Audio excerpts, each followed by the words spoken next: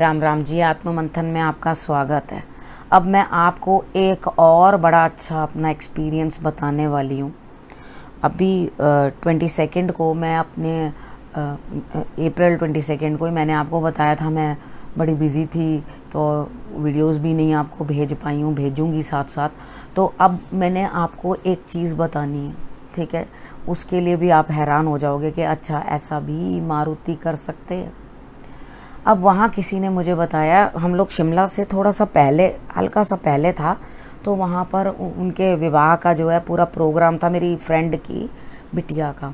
वहाँ हम लोग गए थे। हमने सोचा था हम वहाँ से मॉर्निंग में निकल जाएंगे और 2 मंदिरों के बारे में शिमला में सुना था, जाको मंदिर और क्या नाम था सर, क्या नाम था बताइए ज़रा, मैं भूल गई।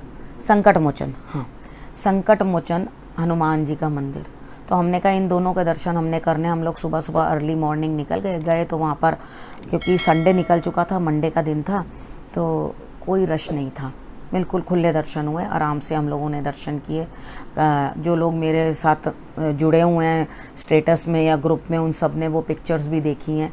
इसमें भी जो लोग रह गए, जो मुझसे फ़ोन नंबर के थ्रू नहीं जुड़े हुए या जिनका मेरे से कांटेक्ट कभी नहीं हुआ, वो लोग भी आराम से जो है उनके दर्शन कर सकते हैं।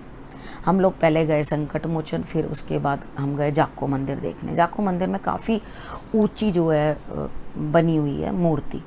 तो मैं खड़े खड़े यूं ही मुंह करके और ऊपर देख रही थी। किसी ने हमें कहा था कि भाई खाने को ले जाना, वहाँ बंदर बहुत होते हैं, तो वो लोग हाथ से चीज़ें छीनते हैं, अंदर करके जाना। अब आए और वहाँ से प्रसाद लिया। नीचे नीचे ही कोई शख्स बैठा हुआ है, वो अपना बड़ा सा एक पेटी लेकर वो बैठा हुआ है प्रसाद देने के लिए। तो उनसे हमने प्रसाद लिया। तो मैंने कहा अंदर ये प्रसाद हम चढ़ा देंगे, तो बाकी बंदरों के लिए कहते वो आप वापसी में मुझे हमसे ले जाना प्रसाद जो आपने बंदरों को खिलाना है। लेकिन हम घर से भी अपने लिए कुछ ना कुछ लेकर आए थे, यानी कि जहाँ से चले थे वहाँ से भी हम लेकर ही गए थे कि कुछ ना कुछ इनको चना चबेना जो है हम दे देंगे।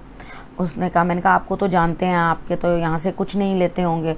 अरे अरे बड़े ख़तरनाक बंदर हैं, देखते हैं और 2-4 थप्पड़ भी लगा देते हैं, मार भी देते हैं, कुछ मालूम नहीं चलता इनके मूड का। तो हम लोग सब ऊपर चल के गए, ऊपर गए और जब वहाँ पे खड़े होके मैं, वो बड़ी सी बहुत बड़ी मूर्ति थी, तो मैं मुँह ऊपर करके ना हाथ जोड़ के ऐसे करके खड़ी थी। अब यूँ करके दर्शन कर रही हूँ, इतने में मुझे लगा मेरे किसी पीछे से बाल पकड़ लिए। अब मेरा बेटा और मेरे हस्बैंड दोनों के दोनों साइड में खड़े हो गए और मैं समझ गई कि खतरा कुछ है। अब हाथ तो मेरे वैसे के वैसे ही जुड़े हुए थे, यूँ करके यूँ। तो अब वो ऐसे करके मेरे बाल पीछे होने लगे। पीछे मेरे बंदर बैठा हुआ। बंदर ने क्या किया, मेरे पास क्लचर था, ये लोग सोचे शायद जो क्लचर लगा रखा है पीछे उसको गोल सा था, तो मे बी वो अट्रैक्ट कर रहा है। मेरे हस्बैंड और बेटा ये सोच रहे कि शायद वो क्लचर उतारना चाहता है, क्लचर उतार लेगा तो हट जाएगा। तो मेरे हस्बैंड ने बिल्कुल आगे करके ना हाथ, तो इस तरह से करके कहा कि ये ले लो चने, और वो फुलियाँ थी मीठी, तो ये ले लो मखाने जो होते हैं। तो वो ये बंदर ने इस तरह से उनको किया कि दूर हट जाओ। अब उसके बाद क्लचर धीरे धीरे स्लोली, कोई बाल नहीं खींचे, स्लोली नीचे सरकने लगा, उतारा नहीं। तो क्लचर बिल्कुल मेरे ये जो बालों की लेंथ है, ये इतनी लेंथ है, यहाँ तक क्लचर उतार दिया नीचे, ठीक है, यहाँ तक क्लचर नीचे खिसका दिया। खिसकाने के बाद और चुपचाप, अब इस हफड़ा दफड़ी में ये लोग वीडियो भी नहीं बना पाए, क्योंकि इनको लग रहा था इसके बाल नहीं नोच लें या मार नहीं दे बंदर या कोई हर्ट नहीं करे, कुछ नहीं। अब मैं ऐसे की ऐसे ही खड़ी हुई हूँ, वो पीछे से क्लचर नीचे हो रहा है। उसके बाद जैसे माँ बैठकर बच्चे का सिर नहीं फोलती, और वो देखा होगा बंदरों ने, वो जुएं निकाल रहे होते हैं, तो मेरा कुछ ऐसा तो कुछ नहीं हुआ। लेकिन एक एक स्ट्रैड खोलकर उसमें फिंगर पूरी इस तरह से करके यहाँ से लेके यहाँ तक सिर जो है पूरा मेरा इस तरह से देख के मुझे छोड़ दिया, कुछ नहीं कहा। अब अंदर से डर तो लगा मैंने, लेकिन हाथ, थोड़ा अंदर विश्वास भी था कि हनुमान जी कुछ गलत नहीं करेंगे। मैंने हाथ ऐसे कर दिया अपने हस्बैंड को कि डोंट हिट हिम, कुछ मत करना, इसको मारना मत, इसको कुछ मत करना, ये जो कर रहा है करने दो। अब शादी के उसके अंदर कभी सर्दी गर्मी, कभी खाने की बदपरहेज़ी, तो इतना ज़्यादा कुछ एग्जर्शन चलने से तो सर एकदम बुरी तरह से फट रहा था, ऐसे हो रहा था कि बस अब गया कि अब गया। तो उसके बाद से सर दर्द ही गायब हो गया। अब ये मेरा विश्वास है और ये प्रत्यक्ष कई बच्चों ने देखा, पता नहीं और लोगों ने मेरी वीडियो बनाई होगी तो मुझे मालूम नहीं है, क्योंकि वहाँ काफ़ी लड़के खड़े हुए थे, लेकिन हम लोग नहीं इस चीज़ की वीडियो बना सके। लेकिन मैं आपको इस तरह से एक्सप्लेन करके बता रही हूँ कि जैसे सच में ये सब हुआ। मुझे पीछे तो दिखाई नहीं दे रहा था, लेकिन मुझे मालूम पड़ रहा था क्या हो रहा है। पूरा सिर यहाँ से यहाँ तक के देखने के बाद मुझे आराम से छोड़ा और चले गए, और खाया भी कुछ नहीं बदले में। जैसे मेरे हस्बैंड ऑफ़र कर रहे थे तो वो भी नहीं खाया। उसके बाद हम लोग गए संकट मोचन मंदिर में। उधर भी बड़ी अच्छी प्लीजिंग सी स्माइल थी उनकी, बड़े चेहरा हंसता हुआ, और चांदी का मुकुट, इतने बड़े कानों के अंदर इतने बड़े बड़े कुंडल डाले हुए, तो बड़ी अच्छी सुंदर सी प्यारी सी छवि थी। तो मैं आपको इस वीडियो के साथ, अपने इस एक्सपीरियंस के साथ, ठीक है, आपको साथ में वो पिक्चर्स भी दे रही हूँ कि आप लोग भी दर्शन करो। अब मैसेज क्या कन्वे करना चाहती हूँ, अगर आप ईश्वर को सच में समर्पित हो ना, तो वो खुद आते हैं आपसे मिलने।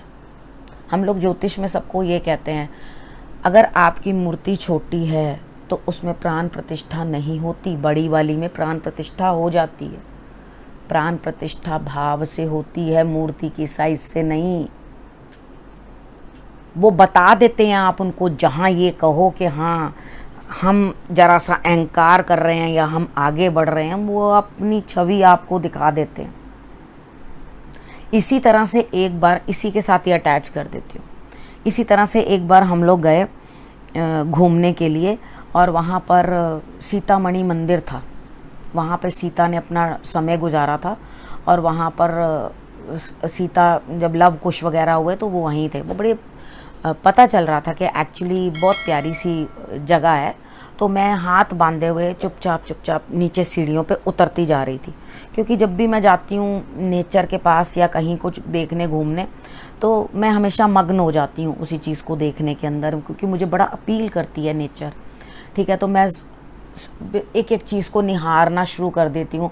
और कितनी बार होता है, मैं बेटे को बोलती हूँ ये पिक्चर क्लिक कर, वो कर, तो वो कहता है मम्मा अपनी आँखों में कर लो, वो कभी दिल से नहीं जाएगी। तो मैं उसी की बात मानी मैंने कहा हाँ वाकई बच्चे हमसे ज़्यादा समझदार हैं, कितनी अच्छी अच्छी बातें हमें समझा जाते हैं। तो मैंने इसी तरह से करके अपने आँखों में जो है वो हर चीज़ भरनी शुरू कर दी। मैं अपनी मस्ती में निकलती आ रही थी। बंदर बहुत सारे थे, मैंने अपने हाथ ऐसे कर रखे। अब एक बंदर ने मेरे दोनों हाथ पकड़ लिए, अब सब चीखे मार मार मार मार दूर भाग रहे। मैंने हाथ सरेंडर कर दिया ऐसे करके के लो, तो हाथ पकड़े और अंगूठे बड़े आराम से खोलने के बाद हाथ में देखा कि हाथ में कुछ नहीं है, और अपने दोनों हाथ ऐसे फिराए मेरे हाथ पे ऐसे करके, और वापस हाथ बंद कर दिए। मतलब आप सोचो कि किस तरह से जो है ईश्वर इतने नज़दीक आके कब हमें आशीर्वाद दे जाते हैं, हमें मालूम ही नहीं पड़ता। मतलब मैंने साक्षात चमत्कार आँखों से देखे हैं। इतने बलशाली हैं हनुमान जी, इतना उनके अंदर तेज है, वो आपके भाव को समझते हैं, आपकी हर परेशानी को दूर कर देते हैं। तो उन पर भरोसा करके देखो। मैं ये नहीं कह रही सिर्फ हनुमान जी पे करो, मैं बोल रही हूँ, ठीक है।